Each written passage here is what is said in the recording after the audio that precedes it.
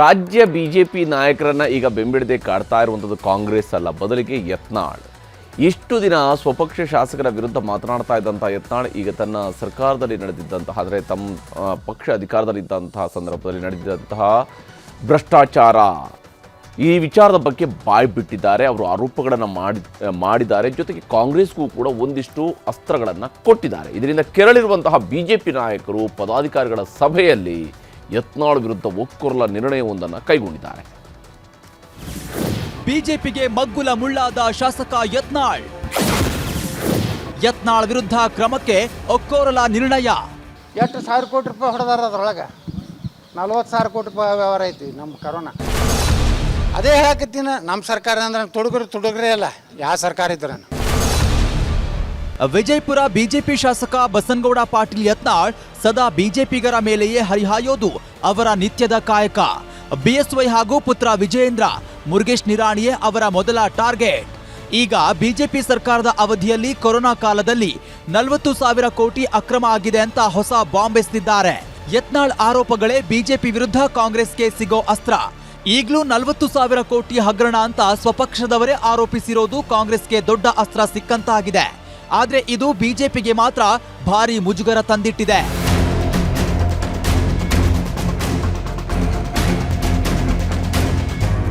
ಇಂದು BJP ಪದಾಧಿಕಾರಿಗಳ ಮೊದಲ ಸಭೆಯಲ್ಲೇ ಎಲ್ಲ ಬಿಜೆಪಿ ನಾಯಕರು ಯತ್ನಾಳ್ ವಿರುದ್ಧ ವಾಗ್ದಾಳಿ ನಡೆಸಿದ್ರು.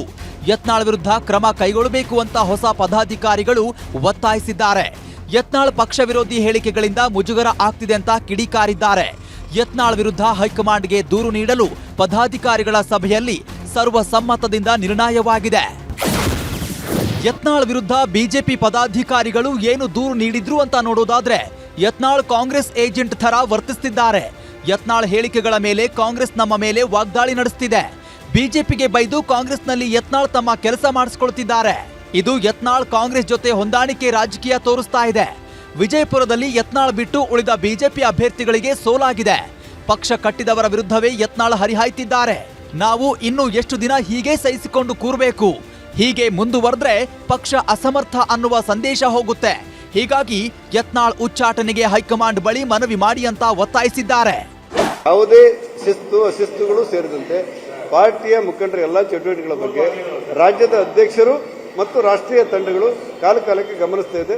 ಸರಿಯಾದ ನಿರ್ಧಾರಗಳು ಸಕಾಲದಲ್ಲಿ ಆಗುತ್ತೆ. ರಾಜ್ಯದಲ್ಲಿ ಪಕ್ಷದ ಘನತೆಗೆ ಚ್ಯುತಿ ಬರುವಂತಹ ಯಾವ ಚಟುವಟಿಕೆಗಳನ್ನು ಪಕ್ಷ ಸಹಿಸೋದಿಲ್ಲ. ಅದರ ಬಗ್ಗೆ ಗಂಭೀರವಾದಂತಹ ಚರ್ಚೆಗಳು 4 ಗೋಡೆಗಳ ಮಧ್ಯದಲ್ಲಿ ನಡೆದಿದ್ದಾವೆ.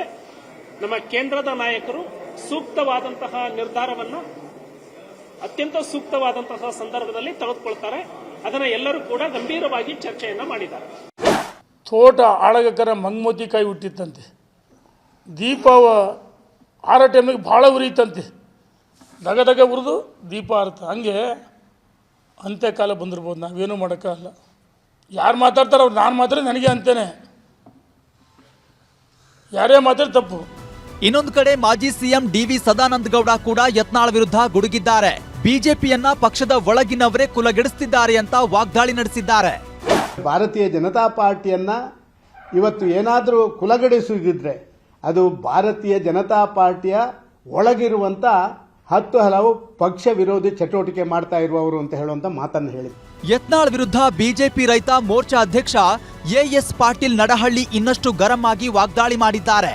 ಯತ್ನಾಳ್ರನ್ನ ನಾಗರಹಾವಿಗೆ ಹೋಲಿಸಿದ್ದಾರೆ. ನಾಗರಹಾವಿಗೆ ತಲೆನೋವು ಬಂದಾಗ ತಲೆ ಚೆಚ್ಚಿಕೊಂಡು ಸಾಯುತ್ತೆ, ಹಾಗೆ ಯತ್ನಾಳ್ ತಲೆ ಚೆಚ್ಚಿಕೊಳ್ತಿದ್ದಾರೆ ಅಂದ್ರು. ನಾಗರಹಾವಿಗೆ ತಲೆನೋವು ಬಂದ್ರೆ ಏನ್ ಮಾಡ್ತದೆ ಹೇಳಿಯೋದು? ತಲೆ ಚೆಚ್ಕೊಳ್ತಾ ಇರ್ತದಂತ. ಹಂಗೆ ನಾಗರಹಾವಿಗೆ ತಲೆನೋವು ಬಂದಿದೆ, ತಲೆ ಚೆಚ್ಕೊಳ್ತಾ ಇದೆ. ಇವತ್ತಿಲ್ಲ ನಾಳೆ ತನ್ನ ತಲೆನ ತಾನೇ ಚೆಚ್ಕೊಂಡು ನಾಗರಾವ್ ಸಾಯ್ತದೆ ವಿನ ಬೇರೆಯವ್ರನ್ನ ಸಾಯಿಸಲಿಕ್ಕೆ ಸಾಧ್ಯ ಇಲ್ಲ. ಇನ್ನೊಂದು ಕಡೆ ಯತ್ನಾಳ್ 40,000 ಭ್ರಷ್ಟಾಚಾರ ಆರೋಪಕ್ಕೆ ಸಚಿವ ಪ್ರಿಯಾಂಕ್ ಖರ್ಗೆ ಪ್ರತಿಕ್ರಿಯೆ ಕೊಟ್ಟಿದ್ದಾರೆ.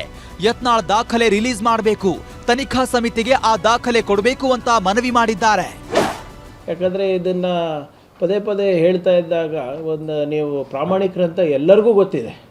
ಆ ಪ್ರಾಮಾಣಿಕತೆಯನ್ನು ನೀವು ಈ ಕಮಿಷನ್ ಮುಂದೆ ತರಬೇಕು, ಅಥವಾ ನಿಮಗೆ ಕಮಿಷನ್ ಮುಂದೆ ಬರಲಿಕ್ಕೆ ಇಷ್ಟ ಇಲ್ಲ ಅಂದರೆ ಮಾಧ್ಯಮದ ಮುಂದೆ ಪಬ್ಲಿಕ್ಕಾಗಿ ಡಿಕ್ಲೇರ್ ಮಾಡಿ. ಯಾಕಂದರೆ ಇದು 4,000 ಕೋಟಿ 40,000 ಕೋಟಿ ರೂಪಾಯಿ ಹಗರಣ ಇದ್ದೆ ಹೆಣದ ಮೇಲೆ ಹಣ ಮಾಡಿದ್ದಾರೆ ಅಂತ ಹೇಳಿದ್ರೆ ಅದು ಮನುಷ್ಯತ್ವ ಅಲ್ಲ. ಇನ್ನು ಶಿಕ್ಷಣ ಸಚಿವ ಮಧು ಬಂಗಾರಪ್ಪ ಕೂಡ ಅಕ್ರಮದ ಬಗ್ಗೆ ಯತ್ನಾಳ್ ಸತ್ಯ ಹೇಳಿದ್ದಾರೆ. ಈ ಬಗ್ಗೆ ದಾಖಲೆ ಕೊಡ್ಲಿ, ತನಿಖೆ ಆಗ್ಲಿ ಅಂತ ಒತ್ತಾಯಿಸಿದ್ದಾರೆ. ಅದು ಮುಂಚೆನೂ ಕೂಡ ನಾವು ವಿರೋಧ ಪಕ್ಷದಲ್ಲಿದ್ದಾಗ ನಾವು ಕೂಡ ಕೂಗನ್ನು ನಾವು ಮುಂಚೆನೂ ಕೂಡ ನಾವು ಹೇಳ್ತಾ ಇದ್ವಿ. ಅದನ್ನು ಯತ್ನಾಳ್ ಅವರು ಸತ್ಯವನ್ನು ನುಡಿದಿದ್ದಾರೆ ಅನಿಸುತ್ತೆ. ಮುಂದೆ ಕ್ರಮ ತಗೊಳ್ಳೋದು ಒಳ್ಳೆಯದು ಅಂತ ನನ್ನ ಭಾವನೆ. ಆ ರೀತಿ ದುರ್ಬಳಕೆ ಮಾಡಿಕೊಳ್ಳೋದಕ್ಕೆ ಆ ಥರ ಭಾವನೆ ಮಾನ್ಯ ಯತ್ನಾಳ್ ಅವ್ರಿಗೆ ಏನಾದ್ರು ಇತ್ತು ಅಂದರೆ ಅದನ್ನು ಸರ್ಕಾರದವರು ಗಮನಕ್ಕೆ ತಗೊಂಡು ಮುಂದಿನ ಹೆಜ್ಜೆ ಇಡೋದು ಒಳ್ಳೆಯದು ಅಂತೇಳಿ ನನ್ನ ಭಾವನೆ. ಯತ್ನಾಳ್ ಅವರ ಹೇಳಿಕೆಗಳು ಬಿಜೆಪಿಗೆ ನುಂಗಲಾರದ ತುತ್ತಾಗಿದೆ. ಕಾಂಗ್ರೆಸ್ಗೆ ಭರ್ಜರಿ ಆಹಾರ ಸಿಕ್ಕಂತಾಗಿದೆ. ಕಾಂಗ್ರೆಸ್ ನಾಯಕರೇ ಯತ್ನಾಳ್ರ ಹೇಳಿಕೆಗಳನ್ನ ಸಮರ್ಥಿಸಿಕೊಳ್ಳುತ್ತಿದ್ದಾರೆ. ಯತ್ನಾಳ್ ಸತ್ಯ ಹೇಳಿದ್ದಾರೆ. ಬಿಜೆಪಿ ಮಾಡಿದ ಅಕ್ರಮಗಳಿಗೆ ಸಾಕ್ಷ್ಯಗಳನ್ನ ಒದಗಿಸಲಿ ಅಂತ ಒತ್ತಾಯಿಸಿವೆ. ಇತ್ತ ಮುಜುಗರಕ್ಕೀಡಾದ ಬಿಜೆಪಿ ಯತ್ನಾಳ್ ವಿರುದ್ಧ ಕಠಿಣ ಕ್ರಮ ಕೈಗೊಳ್ಳಲು ಹೈಕಮಾಂಡ್ ಮುಂದೆ ಹೋಗಲು ನಿರ್ಧರಿಸಿದೆ. Bureau report, news 18. ಕನ್ನಡಿಗರ ನೆಚ್ಚಿನ ನ್ಯೂಸ್ 18 ಕನ್ನಡ ಈಗ ವಾಟ್ಸ್ಆಪ್ನಲ್ಲೂ ಲಭ್ಯ. ಕರ್ನಾಟಕ, ದೇಶ ವಿದೇಶಗಳ 360 ಡಿಗ್ರಿ ಸುದ್ದಿಯ ವಿವರಗಳನ್ನ ನಿಮ್ಮ ಕೈ ಬೆರಳುಗಳಲ್ಲೇ ಪಡಿಲಿಕ್ಕೆ ಈ QR ಕೋಡ್ ಅನ್ನ ಸ್ಕ್ಯಾನ್ ಮಾಡಿ, ನಮ್ಮ ಚಾನಲ್ ಫಾಲೋ ಮಾಡಿ, ನೋಟಿಫಿಕೇಶನ್ ಆನ್ ಮಾಡಿ.